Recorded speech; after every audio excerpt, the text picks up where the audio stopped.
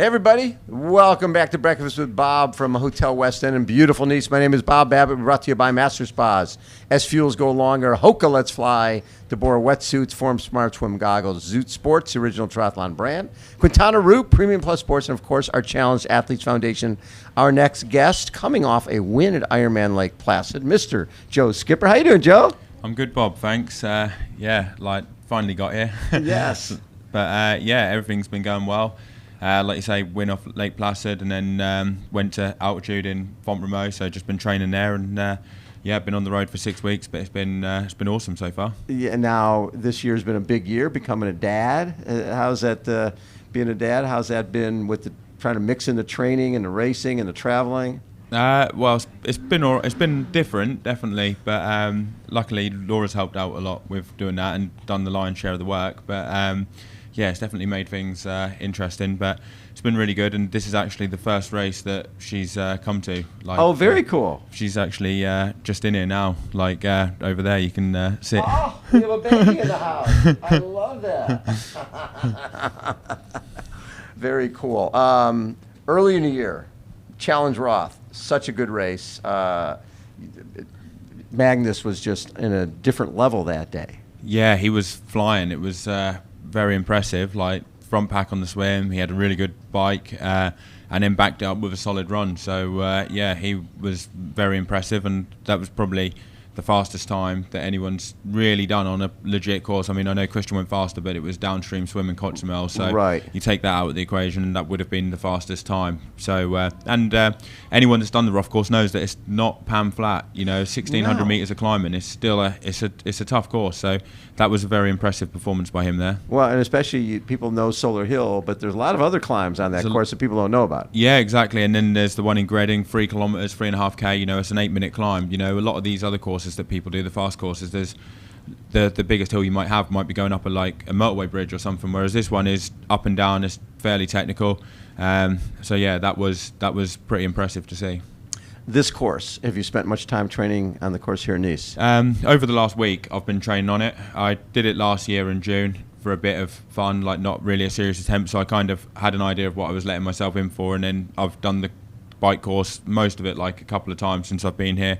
The run course is just up and down the seafront. It's not really much to it, and to be honest, you don't really need to know the run course. I don't think if you've got the legs after the bike, then you'll be fine. Yeah. So and the crowd will bring you through. Exactly, but the bike course is the one what you definitely need to know, and it's very technical. You want to know the run-ins to the climb, where you can save energy, where it's worthwhile putting the power in, and then on the descent, it's very technical, and yes. It's quite sketchy, to be honest, with speed bumps, manhole covers, everything like that. Then there's one part halfway down the descent where you've got a bit of a climb, which feels like a false flat, so knowing when that's coming is very handy.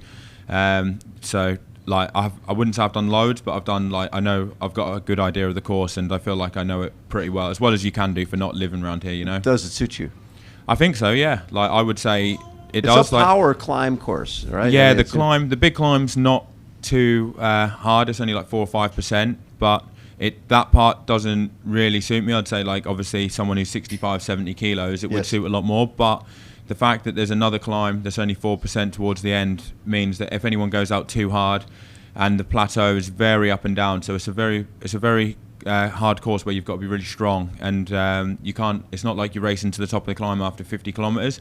It's that will take a lot out of people. But then if you go too hard on that, you're going to pay for that massively. And then a lot of people, I feel, will get to the run and their legs will be gone, and they'll run 3 hours, 3:10, and that's just not going to be enough if they want to, get on the podium or a top 5. Whereas I'm normally quite good on courses like this, Wales has a similar amount of climbing. That's true, yeah. And I was pretty strong, and the plateau is really good. I would say basically for me, after 50 kilometers, the course comes into my favour. So the aim would be not lose too much time in the first 50k, and then after 50k, I think it's going to play into my strengths. And then I've ran really well on tough courses before, like Ironman UK. I've had some of my best runs. Ironman Wales, I've had some of my best runs. So I'm pretty confident of getting off the bike, having rode pretty hard and doing a good run, because that's when I've had my best ones in the past. So yeah, I think it does suit me, as long as it's not too hot and we're not going to get Kona heat. So it's definitely going to suit me a lot more than Kona. Do you have the minerals to win this race? I think so, yeah. It's funny. We were talking to a number of people, and they talk about pressure. It's like, I'm feeling pressure because I've done, I've won some races, and like Sam Laidlaw today. When you get second in Kona, there's a lot of pressure expectations. Yeah. And I said, pressure is when you're Joe Skipper going to race in Texas, and if you don't do well, you have to go get a real job. Yeah, exactly. That's real pressure. And I'm guessing that whenever you start to feel like, I'm feeling a little stressed, you go, nothing like that. Yeah, to be honest, I'm just looking forward to it, really. I mean, I don't really feel like there's any pressure. I've been looking forward to this race for a year, and I've trained really well in Font-Romeu, so you've just got to go out at the end of the day and do the best you can do, haven't you? And hopefully it will be good enough. It seems like you've, over this last number of months, more awareness of nutrition and doing more weight work, things like that. Is that important? Yeah, well, I mean, I've always done strength and conditioning since 2018. Okay. Like, that's been a big part of my training since I met Kate Baldwin in Australia. I always wanted to do it, but I didn't have a clue really what to do, and it's quite a specific thing, isn't it? You can go to the gym and you can get a strength and conditioning program off a normal coach, but it might not be specific to triathlon, whereas she's done a PhD in it, so she's been a massive influence. And I actually ended up setting an app up with her that we've released just now called your own training program, right? Valia, and it that's been huge. That has, she was the influence for doing it because her knowledge was awesome, and it kind of coaches you as you go. So if anyone is thinking of getting into strength and conditioning, I would say give it a go. It's on the iPhone at the moment. Valia. We'll have to set you up on it, Bob. That will get you flying. You'll be getting some PBs. Flying, right? Yeah, you'll get some PBs, mate. You won't be getting any injuries. But it is different just going to the weight room and just sort of looking at what other people are doing and throwing up some kettlebells. Yeah, exactly. It's got to be specific, really. And on this one, there's multiple plans as well. There's a home plan, novice, beginner, novice, intermediate, and advanced. So it's basically perfect for anyone. And it will actually coach you. So if it tells you to do 4 reps and you should be able to do 2 more, if you could do 4 more, you put that in and it will add a bit more weight on. So it coaches you as you go along. It's not like it's a generic plan. It actually coaches you and progresses the exercises and will keep track of what you've done. And you can set up taper when you want to taper for a race. Right. If you're meant to be doing a 60-minute plan but you've only got 30 minutes, you change it to 30 minutes. There's a fatigue thing once you've done the warm-up. So if you're really fatigued, you put it to 10. It will say, actually, I don't think you should do a hard session today. Do a more body weight one because obviously you don't want to risk getting injured. So it's really good like that. There's nothing else in the market like it. Well, yeah, and trying to figure out what strength work. Have you noticed that the strength work you've done has helped you with your power on the bike? Well, definitely, and with the run. Like when I started doing, if you look at my run times back in 2018, I was pretty inconsistent. I'd had some okay runs. But then once I started doing that was when I was consistently running under 2 hours 40. I think it's strength on the bike, but it also means that you probably fatigue less as well because your core's a lot stronger. You hold really good position.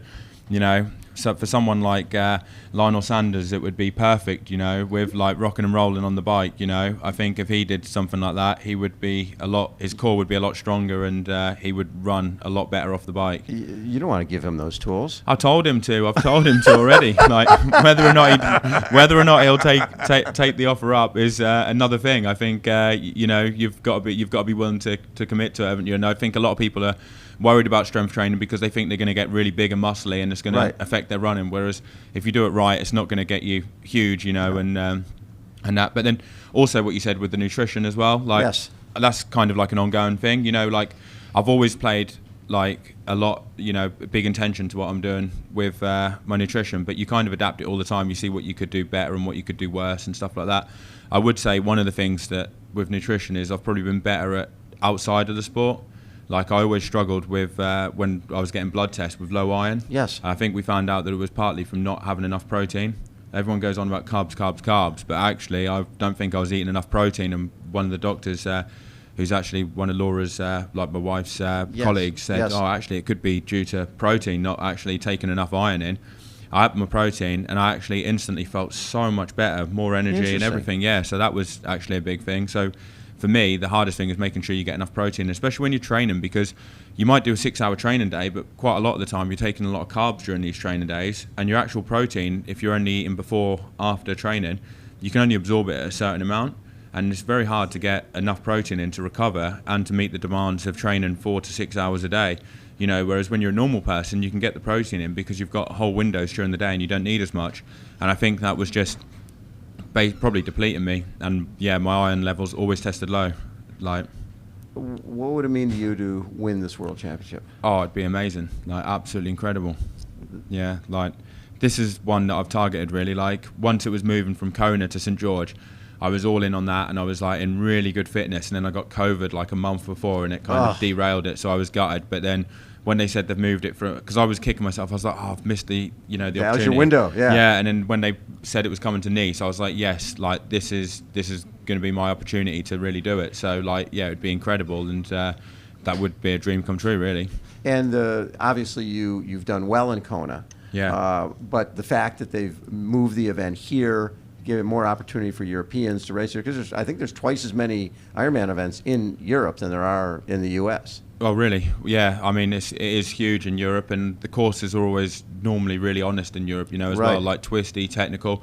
A lot of the American courses aren't very technical, and they don't really test that part, for the cyclist, whereas this is a really honest course. The bike course is twisty, it's got uphills, it's got downhills, it's going to test a proper cyclist. And then you can't spend all your money on the bike because you're going to get off on the run, and if you run 15-20 minutes slower, you're probably not going to have that buffer starting the run, so you've just got to be a really complete athlete. I think it's looking like it will be probably a non-wetsuit swim as well in the sea, which always makes it a bit more honest as well. You haven't got the help of the wetsuit, so I think it's going to be a really honest race, and the best athletes are definitely going to come to the fore. There's not going to be any sitting in a pace line.